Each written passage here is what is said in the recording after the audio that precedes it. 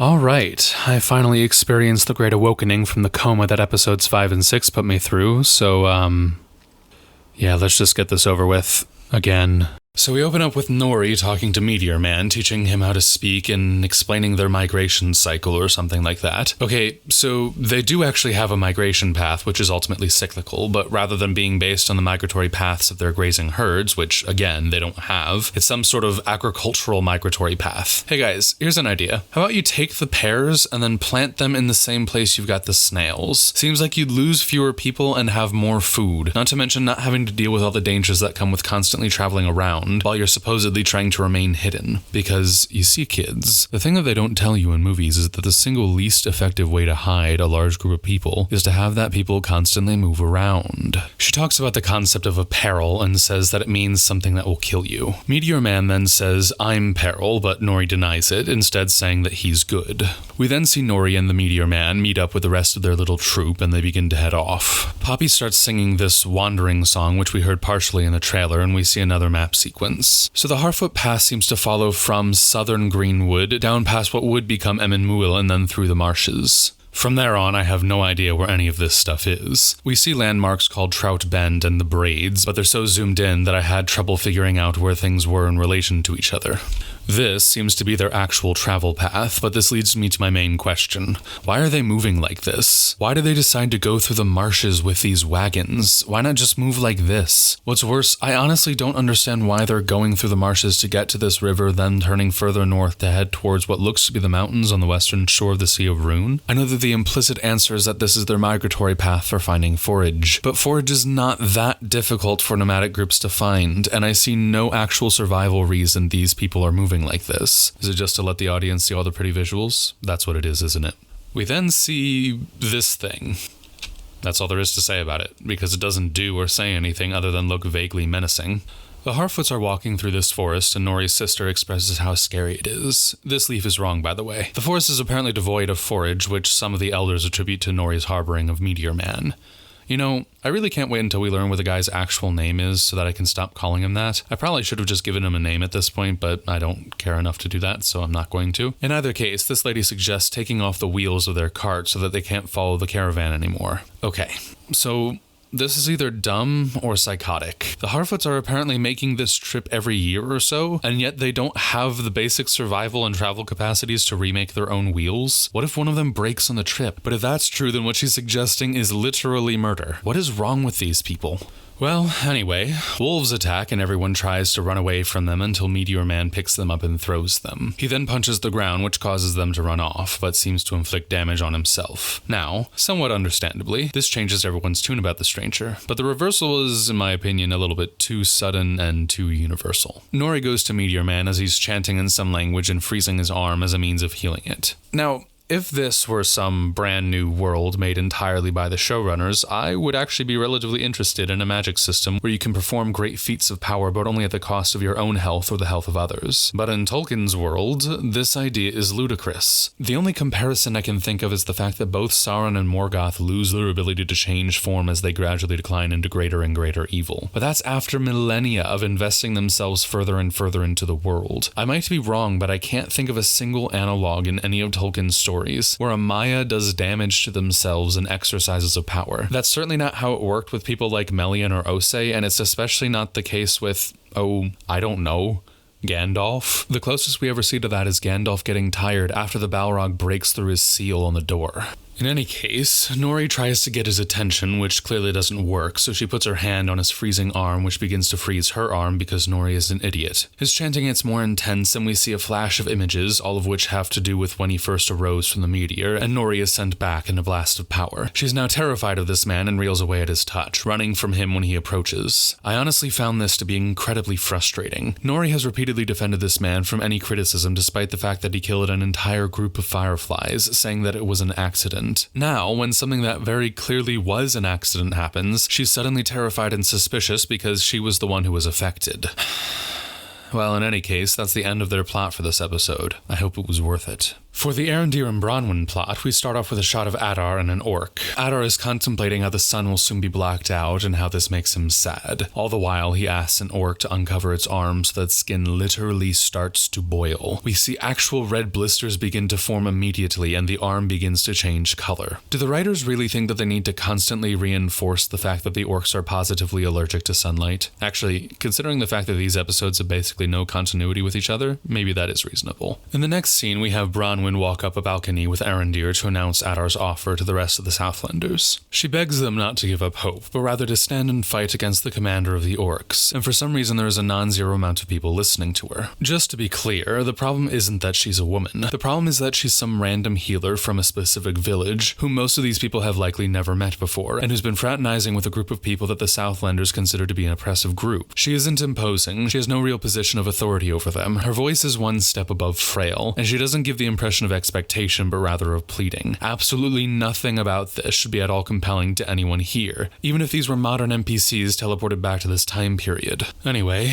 many people raise their hand as if this is an I volunteer as tribute thing, and then John says that this is silly and that they should go join the other side because at least that way they'll get to live. He convinces, let's say, half the people there to leave, among them is Kyle. He tries to convince Theo to leave, saying this is our time. Theo, however, decides to stay, perhaps due to what happened between him and the orcs last episode. Later we see that this group has made it to Adar and his orcs, and John swears fealty to possibly Sauron. Possibly Sauron, however, gets really annoyed at being referred to as Sauron, and so he slams John to the ground. He then picks up Kyle and tells John that only blood can bind, implying that John needs to kill Kyle. So I'm not really going to comment further on this specific plot because its full fruition only becomes clear next episode, but I will say, they really just need to tell us who Sauron is at this point. The whole who is Sauron thing is starting to bore me, which I'll explain at the end of the season when we get to who Sauron actually is. But I want to make it clear that I absolutely predicted that John and Kyle would die in some horrible way before I saw this episode. In any case, we see Theo practicing his archery in preparation for the siege, and I just realized that those people leaving is probably better for the people in the tower siege-wise, although that depends. Do you think duplicates eat the same amount of food? Arondir tells Theo to lift his aim next time, and Theo asks why he even cares given his suspicious watching over these people. Arondir replies that he cares because he's come to know and respect these people. Theo then tells him about the evil sword hilt, and Ismail maintains his acting face throughout. Arondir talks about how he's seen this before, uncovering,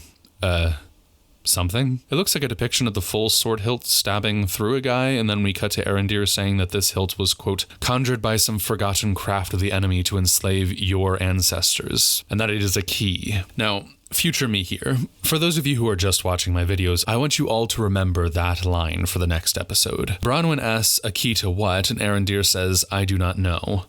Great. Well, I do. The two then quibble about whether they should bow to Adar before Arondir says, when Morgoth went to war, whole continents sank. So, I guess we actually are attributing the sinking of Beleriand entirely to Morgoth. That's actually disheartening. I was hoping the rule of the Valar and the War of Wrath would at least have been mentioned. Bronwyn has clearly given up hope, and at this point I really shouldn't have to mention the fact that someone this fickle in going from a rousing speech to despair in the course of an evening should not be the one in charge here. Their plot ends with the sounds of orcs blowing horns and drumming in preparation for war. Boy, do I hope those Numenorians are hurrying to get here. Speaking of which, we have the Numenorian plotline, where Isildur is desperately trying to convince Elendil to allow him to come on the expedition as a means of redeeming himself for the shame he brought upon his family and house last episode. Elendil says no, since they had too many volunteers from the people who actually tried to fulfill their duties. Almost immediately after this, we see that the whole of Numenor is in a riot because of the whole expedition thing. Not sure why we didn't see that at the end of last episode, but whatever. The sister is yelling after Pharazôn when Kevin tries to talk her out of it. The two argue about how to convince him to stop the expedition. Not sure why she feels so strongly about it, especially since she seemed primarily worried about Isildur's presence last episode, and he isn't going. We then see Halbrand somehow got the guild crest and is working as a blacksmith. He gets invited to the Queen's War Council, which is composed entirely of her chancellor, a guy she didn't know existed a few days ago, and a foreign straggler of a different race they happen to pick up. Why aren't there Numenorian nobles here? This is really the best military personnel of Numenor? Well, well, you guys are screwed. In any case, they ask him for strategic advice, and he tells them that Arondir and Bronwyn's plot is happening, so they should go to Osterith. Muriel then speaks as if Halbrand will be coming with them, and Halbrand is confused by this, but Galadriel interrupts and forces him to agree. The two then start an argument, with Galadriel accusing Halbrand of telling Pharazôn where she was going last episode, and Halbrand accusing her of using him. I have no idea why she had any difficulty figuring that out, considering the fact that Halbrand said, "You could, if you knew exactly where she was going," while Galadriel was mere feet away. Many might assume you used me. Holy... You know, there's a difference between showing that your protagonist has flaws that they need to work through, and making your protagonist the scummiest, most morally bankrupt person in this entire show by far. I don't think anything anyone else has done yet, except maybe killing Greg, even comes close to comparing to threatening to frame yourself as the victim, as a means of further manipulating someone who's begging to be left alone. In any case, Halbrand declines and lays down his token thing. I don't remember what they call it. Their strokes fall like the stone giants of the Northmoors. Oh, you've got to be kidding me. Elendil asks Galadriel to train these men so that they don't go into war completely green. She asks them all to come at her, and anyone who's able to score flesh gets promoted by Elendil to lieutenant. So Isildur's friend tries stabbing Galadriel, he fails repeatedly, others join in, and Galadriel outclasses them all. Halbrand is watching for some reason, Isildur comes and watches, and eventually the friend is able to cut her arm a bit, so he gets promoted. By the way, when Galadriel says, "Well done, Lieutenant," it sounds like she's saying, "Well done, left-handed," and now I cannot unhear it. Yes, I know lieutenant is the British pronunciation, but everyone else is using the American version, so they need to pick one. In our next scene, Kevin is trying to convince Pharazôn to call off the invasion. Kevin talks about how his father would sooner die than take orders from an elf, which seems to offend Pharazôn. He says, when all this is over, the elves will be taking orders from us, and hints at some larger plan he has to turn Numenor into a colonial power or something. Now, this is an interesting way of going about things, but this is going to be even funnier next episode, so just wait. Which I should mention, if it's not clear already, I am putting the finishing touches to this script after watching episode 6, and man, does this reinforce the fact that these episodes become so much worse when you watch them together.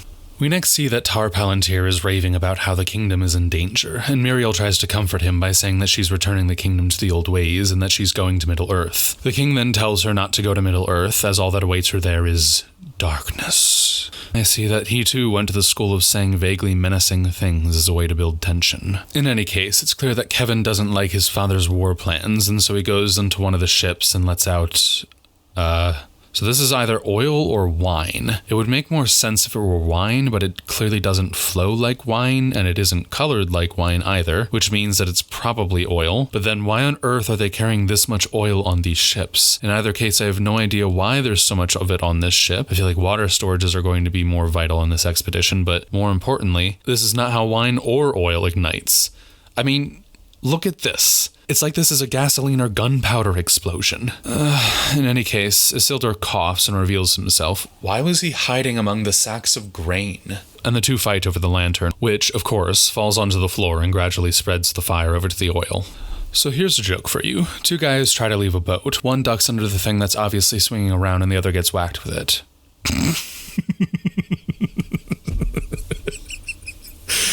Okay, so everything about this scene is stupid. So what was Kevin trying to accomplish here? Clearly it was to burn down one of the ships, right? Okay, so I either knew that this was going to cause the ship to explode, in which case he might get one and blow himself up in the meantime, or he knows that it would just cause a section of the ship to catch fire, in which case you should know that soldiers would be out there ready to put out the fire before the structure of the ship collapses. Which reminds me, why on earth is no one watching this ship? And more importantly, why are they floating out in the middle of the bay? These are the warships which this kingdom is about to use for an invasion, and what? No Sea Guard members keeping an eye on them? What's the point of even having a Sea Guard in this case? Anyway, there's a momentary fake-out about whether Isildur and Kevin are going to die, or at least whether Isildur is going to save Kevin, since, you know, this is a prequel. He did. Yay. They come up with some story about how Kevin was in a fishing boat and the cask must have gone up, which not even this dimension's version of Elendil is stupid enough to buy. In the next scene, Elendil says, "We have reason to suspect a passing brigand." Why do characters just say stuff like this? Galadriel and Pharazôn argue about what to do, with Galadriel saying go forward 'cause faith, and Pharazôn saying that they should delay to win more hearts. So, wait, they need to win more hearts despite the fact that they apparently had more than enough volunteers? Muriel asks, what of Lord Halbrand? And Galadriel lies, saying, he waits for our departure. Muriel then says that the council will reconvene at first light to make their final decision. Remember this, because we'll get back to it later. We then arrive at this scene. Galadriel opens up by talking about how wrong she was to use Halbrand and that she's sorry, which isn't true. At no point in this episode has Galadriel been shown the errors of her ways and repented of them.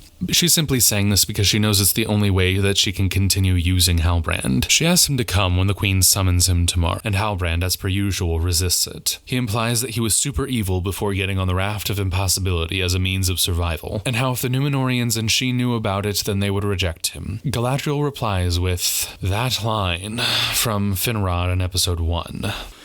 And then, well, there comes a time in every man's life where he's forced to recognize the fact that a dialogue session between two characters that he's just witnessed is so wrong that everything about it, both in terms of concept and execution, was done improperly, that it doesn't make any sense, that the characters are not talking to each other in any way, shape, or form, that every line of dialogue is simply there for the purpose of moving the plot along or forwarding whatever emotions the writers want the audience to feel at a particular moment, that it's impossible to really explain what's wrong with it unless I simply read what the dialogue was first.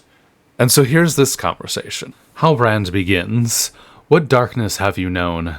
Galadriel looks shaken. Whose dagger was it, Galadriel? Who was it you lost? My brother. What happened to him?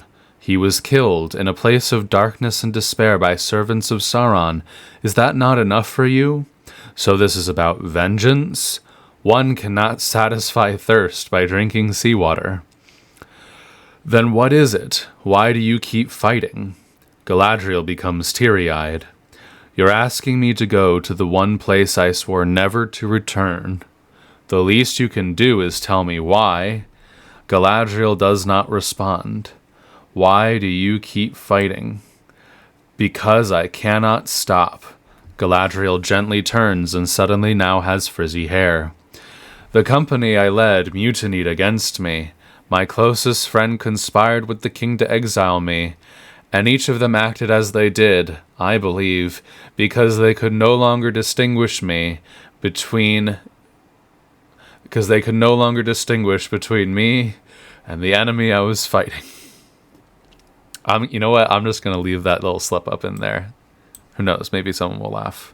Now, looking back through this, I realize it might not be immediately clear why this conversation is so incoherent, so allow me to briefly elucidate. The conversation only works if the audience assumes that the characters involved know everything that the audience knows. Halbrand assuming that the dagger belonged to someone else because Galadriel talked about darkness is simply an incoherent jump to make. Galadriel's statement about seeing the light through touching the darkness only makes sense if darkness means evil, since that's what Halbrand was talking about. But then he flips it to mean some sort of emotional darkness in the case of Galadriel. Furthermore, even if you make such a jump, there's no reason to think that Galadriel wants the dagger due to some emotional connection with a lost loved one. She's in a hostile city, all by herself for all intents and purposes, and therefore of course she would want to have a weapon with her. A similar problem occurs at the end of the dialogue session, where Galadriel says that Gil-galad and Elrond were attempting to exile her because they could no longer distinguish her from the evil she was fighting, except that was neither the implicit nor explicit reason Elrond or Gil-galad gave for her departure, and I find it hard to believe that she would have accepted departing had it been. Of course, we know the actual reason Gil-galad wanted her gone was more or less what she says here, but we only know that because we saw that conversation between Elrond and Gil-galad after she left. All of this is just so that we can get to the point where Galadriel tells Halbrand that the only way that they can find peace is if they destroy the evil which has caused them so much dark, and Galadriel handing the token back to Halbrand. Then, at long last, we've arrived at the crux of everything wrong with this episode. Seriously. It all begins with Elrond, Durin, and Celebrimbor having teleported back to Lindon to have dinner with Gil-galad. They're about to make a toast for the union of the elves and dwarves when Gil-galad insists on asking Durin a question first. He asks to what the dwarves owe such a great recent invigoration. Durin then redirects the question in the most crude way humanly imaginable, and decides to be an absolutely horrible guest beyond whatever perceived slights and condescensions Gil-galad was engaging in. Elrond attempts to defuse the situation, and Gil-galad suggests that Durin should have thicker skin than to be offended by an honest question. Durin then asks where they got the stone of this dining table, since it can only be mined at a certain level and is therefore reserved for the most sacred purposes. Gil-galad seems amused, but apologizes for the sacrilege they have committed, never answering where he got the table. Durin then notes that it seems honor is not completely gone from the elves, and then they toast. Why does Durin have to be the single most insufferable creature in fiction? This behavior, if this were a reasonable society, would easily be justification for a war between the Noldor and the dwarves of Khazad-dûm. Durin decides to directly insult his host, who is the High King of the Noldor, with such unjustified vulgarity that were he not labeled as such, I would hesitate to call him a dwarf. The writers are apparently blissfully unaware that dwarves in Tolkien's universe are meant to be overly courteous to the point of absurdity. That's probably the largest running joke of The Hobbit, and continues to be their characterization in Lord of the Rings. Why, then, is this Prince of the Dwarves acting like this? Is it because they decided that the dwarves are Scottish, and since all Scottish people might as well have as refined manners as Shrek, therefore he needs to be picking food out of his beard and openly discussing the elves' bathroom habits whenever presented the opportunity? Then he lies to Gil-galad in the most obvious and trivial way imaginable. What does he hope to accomplish from this other than antagonizing his host? He came here to figure out what Gil-galad is up to, so why is he going about that in the least effective manner possible? Why do the dwarves hate the elves in this show? Literally nothing has happened in their history so far, especially between the dwarves of Khazad-dûm and the Noldor, that would make them act like this. The elves might have something to hate the dwarves over for the sacking of Doriath, but that is literally it. In any case, Gil-galad then attempts to interrogate Elrond to find out if the dwarves have found Mithril. Elrond says that he will only say that he swore an oath not to reveal the secrets of his friend's people. Gil-galad then asks him to recite the Song of the Roots of Hithaglir. For those of you confused, Hithaglir is Sindarin for Misty Mountains, which Elrond notes is widely considered apocryphal, but Gil-galad demands that he recite it nonetheless. Apparently the tale is that on the top of the mountains above Moria, there was a battle between an elf and a Balrog over a tree at the top of the mountain, where, allegedly, one of the Silmarils was held. On one side fought an elven warrior, with a heart as pure as Manwë, poured all his light into the tree to protect it. On the other, a Balrog of Morgoth channeled all his hatred into the tree to destroy it. Amidst their duel unending, lightning ensnared the tree. That Silmaril light then leaked down into the earth of Moria and created Mithril, which therefore has trace amounts of the light of the two trees within it. So once again, everything about this is wrong. First off, considering the immortality of the elves and that these two have been alive for over 1,000 years at this point, what does it even mean for this to be apocryphal? Gil-galad should know who it was who supposedly fought this battle and should know whether or not it's true. Or, if he doesn't know, then he should know someone who knows. More importantly, how is there a great tree on top of this mountain? Mountaintops are usually not the most conducive places for tree growth. Furthermore, what does it mean that the elf poured all of his light into the tree? And why and how are any of the Balrogs on top of the Misty Mountains? This is either before or after the downfall of Morgoth. If it's before, then they should all be in Beleriand, and if it's after, then they should be buried under the mountains hiding from the wrath of the Valar. Although, I guess the Valar haven't done anything in this show, but wait. Then why are the Balrogs hiding in any case? You know what, let's just move on. Now, you might be saying to yourself, why am I scrutinizing what the show is presenting as a legend? Well, my dearest viewer, the reason is rather simple. This episode cannot make sense unless the legend is literally true. Gil-galad attempts to ask whether Mithril has been found by the dwarves, and Elrond says he won't reveal their secrets, which prompts Gil-galad to ask if that oath would hold true if it endangered the elves, which, if this were the real Gil-galad, he would immediately retreat from his aggressive aggressive tactics, knowing that oaths are sacred things that you can't simply break. But I suppose that even getting the basic beliefs that the elves should have is just too much to ask for at this point. Gil-galad brings Elrond to the same tree that we saw at the end of episode 1, showing how much it is withered. He says that this is the outward sign of an inward corruption of the gradual fading of the light of the elves. Apparently, the elves are slowly withering away in a manner undetectable to the eye. The solution to this in Gil-galad's mind is to use the trace light of one of the Silmarils and the Mithril to have the elves stop fading away.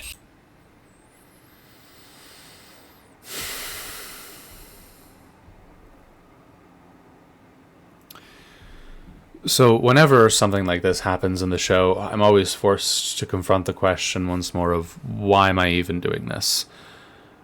Why should I be spending time thinking and talking about the show? In fact, why should I be spending more time, evidently, on thinking about the show than the showrunners have thought about it themselves? And ultimately, the answer just always comes down to the fact that I love Lord of the Rings. I love Middle-earth, and I love the thoughts, works, and even the life of J.R.R. Tolkien.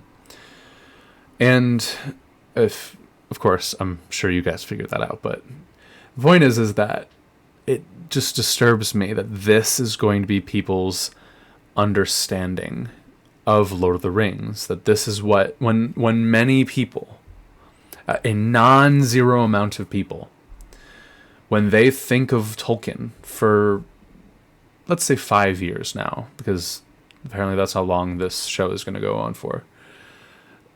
When they think of Tolkien, they're going to be thinking of this show.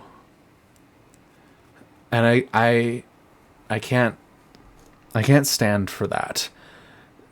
Because ultimately, to some degree, people are right. It's impractical to just try to just tell everyone to read the Silmarillion or things like that. And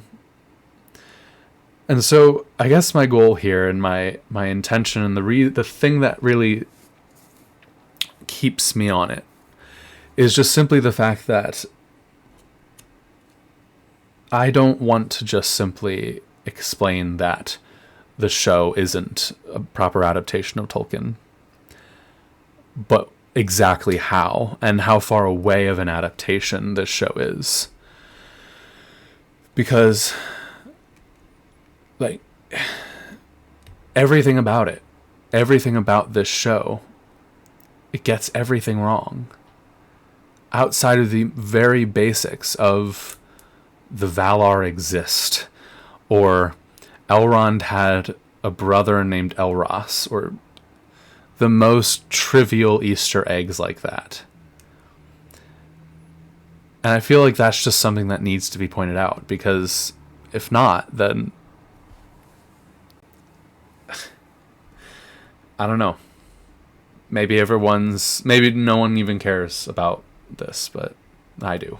I think one of the reasons I, and to be honest, so many other people, found this to be so frustrating was that this whole setup is the closest thing we have to grand stakes for the story so far, and not only does it completely miss the point of the fading of the elves, but it does so in such an obvious and explicit way that it constitutes nothing more than a massive middle finger to the entire concept of adaptation. In Tolkien's world, the fading of the elves had to do with the fact that they were gradually leaving Middle-earth, unable to bear the endless decay of time and evil, and therefore going into the undying lands of Valinor. In the show, however, it is apparently the vitamins in the light of Valinor which the elves literally need to survive, and if they don't get their daily recommended value of vitamin D from the trace light of the Silmarils, then they eventually fade. So I just have 6 questions. How is it that the trace light of the Silmarils, which is scattered in the Mithril nodes, is enough to sustain the elves, but the unblemished light of the sun and moon, which are the last flowers of the 2 trees, whose light is the basis of the Silmarils, isn't enough? How on earth did a Silmaril get into this tree? How did this elfin Balrog learn about this? Was it always known and just a race to see who could get there first? Why is it that the light of Valinor fading in the Noldor means that they will wither away when the Avari and Sylvan elves neither of whom saw the two trees, seem to be fine. It's clear that this isn't something compelling like the magic addiction of the High Elves in Warcraft, since it's implied that even elves like Elrond are also going to fade, despite being born in Middle-earth and never seeing the two trees. Speaking of which, why does a 20-year-old video game have a more coherent storyline and a better racial characterization for a secondary aspect of their narrative than a current big-budget TV show wherein the elves form the main plotline? And 6, why is Gil-galad so insistent on getting this information from Elrond? The dilemma Elrond is meant to face throughout this episode is that he can either remain true to Durin and forsake his people, or he can go back on his oath and save his people. Even if Elrond did find Mithril, it's not like he hauled an entire case of it with him. What, are you guys just going to declare war on Khazad-dûm moments after sealing a union? Hey Gil-galad,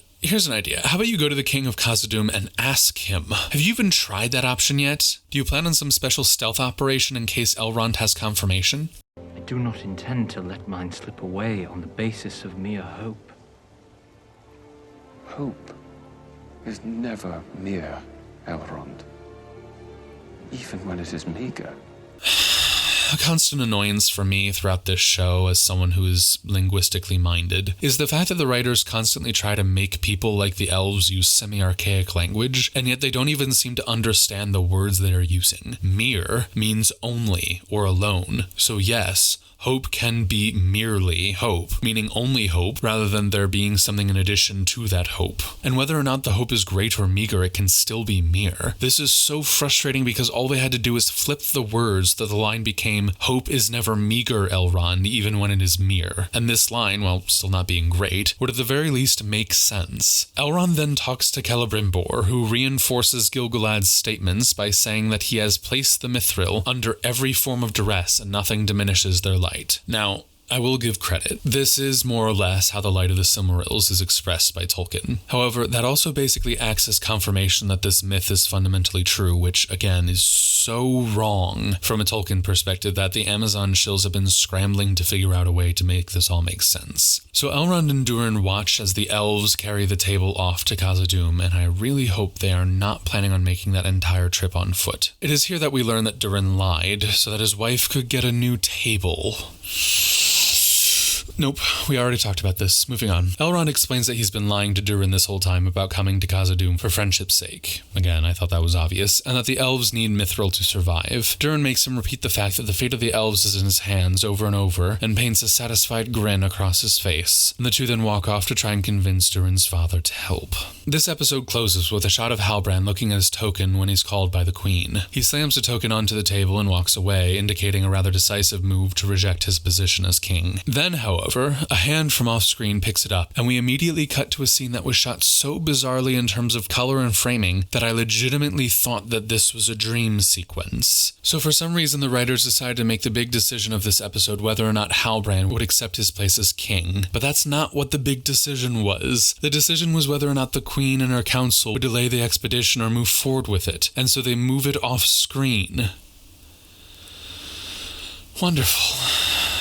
So, the Numenorian soldiers are in this big parade, and now the crowds love them again. Seriously? So here's something that I've been saving from before the show started. The armor that they're wearing is meant to look like scale armor, but it's not. You see, scale armor isn't a fashion. It's an entire category of armor alongside plate and mail. Mail armor is created by an interlocking metal chain, and was predominant during times when metallurgy was less advanced. Plate armor became available when more advanced forging technology became a thing, and so it's often characteristic of the High and Late Middle Ages. Now, both sets of armor have their advantages. Plate is significantly stronger, but is very restrictive when it comes to movement. Whereas mail, despite being heavier, is freer. Scale armor, on the other hand, is made up of several small, overlapping metal plates attached to underlying leather, which has the advantage of being more protective than mail while also allowing for more freedom of movement than plate. What these guys have, however, is just plate armor with scales etched into them for aesthetic purposes, I guess. The leather underneath their armor also has this aesthetic, so I'm guessing that's the purpose.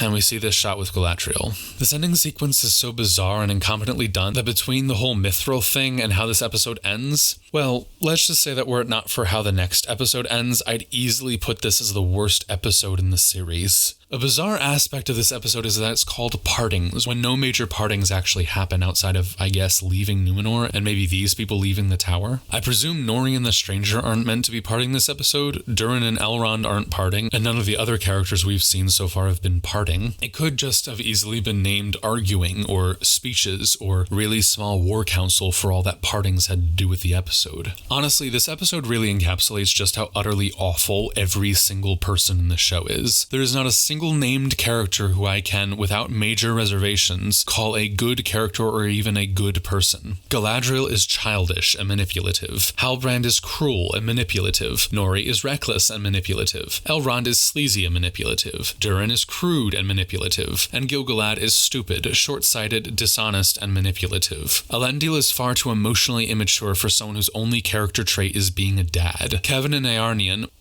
I actually pronounced her name correctly, are stupid and incomprehensible in terms of their motivations. Bronwyn is stupid and weak despite taking on a position of power, further jeopardizing their situation to the point that she should have willingly resigned days ago. Theo is a dishonest, petulant child and is either stupid or the only one with common sense depending on what will help move the plot along. Muriel is likewise petulant, as well as yet another ruler with basically no self-direction. Arondir is partaking in what he knows to be a dangerous, forbidden romance, and is another victim of plot-induced stupidity. The Harfoots are literally psychopaths. Meteor Man is literally worse than a child, and his mere existence in the show is an act of violence. Isildur is so mindless, both as a person and as a story element, that as of episode 5, he has served no function in the story, and was, according to the show at least, selfish enough to discard something gifted to him by his father and that he was good at for reasons that have been poorly defined at best. Now, you might be asking what the problem is. After all, we generally like to see gray characters with gray motivations on screen, and we like to see characters struggling against their imperfections. Well, for one, these characters specifically are not struggling against their moral imperfections, and it's unclear whether the show is even highlighting them most of the time. We've gotten something along the lines of a character arc set up for Galadriel, but that's basically the extent of it. But the main problem isn't that there are gray characters in the show. The problem is that there are only gray characters in the show. Gray characters work best when there's a contrast, when you have other characters who are unambiguously good or bad, when everyone, including the protagonists and antagonists, are the same amount of unambiguous gray. That doesn't create interesting, multifaceted characters navigating a difficult world. It creates a boring, flat world where everyone is the same frustrating amount of moral ambiguity, to the point that it's unclear why I should even be rooting for the protagonists. Good characters might still have moral or psychological flaws that they are working through, but at the very least they have a will focused on doing what's right in the context of the story. This, of course, is ignoring the fact that the characters whose names these guys share should almost all be better than this. Gil-galad, Galadriel, and Elrond, and anyone who bears the name of Durin, should neither be this morally decrepit, nor should they be as dysfunctional character-wise. And the only thing I can say further about this is that it's another example of how every change the show makes to the story causes the story to be worse. One of the most frustrating aspects of this show is just how utterly inconsistent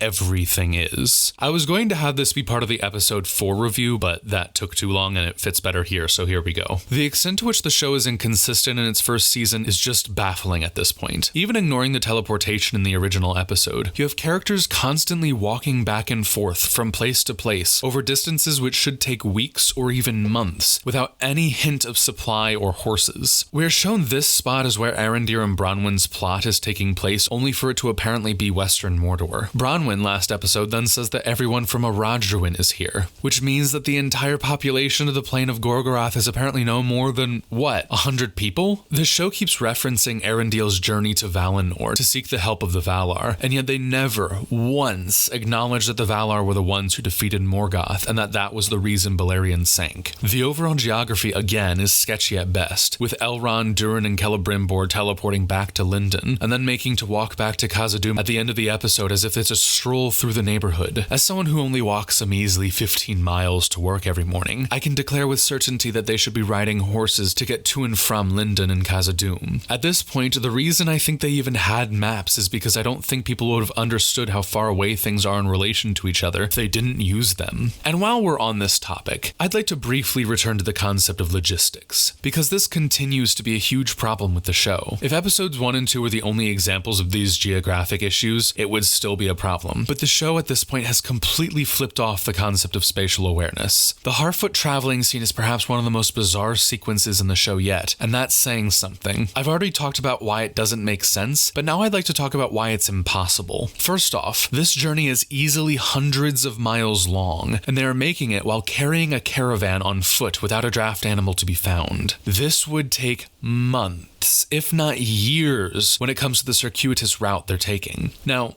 you might think, well, what's the problem with that? The problem, dear viewers, is that this journey is supposedly happening at the same time as the rest of the events in the show. The entire season 1 plot should be long over by the time they even get through the marshes, and yet they're going to combine the plot lines at some point, and if they don't, then what was the purpose of this part of the show? But more importantly, these lands that they're going through should be covered with settlements of men, as well as entwives. You know, entwives, those things, the ones that Treebeard was talking about. Yeah, they were alive during this time, and they were all over Ravanion. How are they even supposed to remain hidden in this context? The character dynamics are unstable, to say the least. Durin and his father from last episode are simply the most blatant example, but Miriel and Galadriel, Miriel and Elendil, and, well, all of the Orcs and Numenorians in relation to everyone else seem to be in frequent flux depending on what mood the writers are in. Halbrand is honestly a nothing character, partially because we don't know anything about him, and so we can't judge whether his actions are in line with his character. Thus, we don't have any idea how difficult this decision at the end is. The plot is delivering sequel trilogy levels of contradictory information, to the point that I actually am beginning to believe that the writers for each episode were literally not allowed to talk to each other. This is a fascinatingly concerning thing to have for your first season of a show. At least they kept the wargs, I guess. Finally, one of the general issues with the show is that it relies on the audience merely accepting what the show says without any rhyme or reason for what's being said or going on. Why did Isildur get fired for letting go of a rope versus this guy who didn't? Because we said so. How did Galadriel avoid the sea monster and swim this far? Because we said so. Why is it not too dangerous to move every village from Ostirith to Arajuin into the tower or to hunt, but it's too dangerous to walk a mile down the hill to get food? Because we said so. Why is Durin apparently so angry at his friend that he decides to swear off ever talking to an elf again? Because we said so.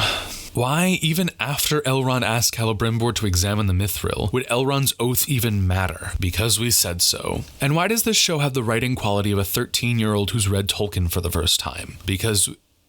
wait. Now, some of you who have watched episode 6 might have noticed that, many of these criticisms apply equally, if not more, to that episode than to this one.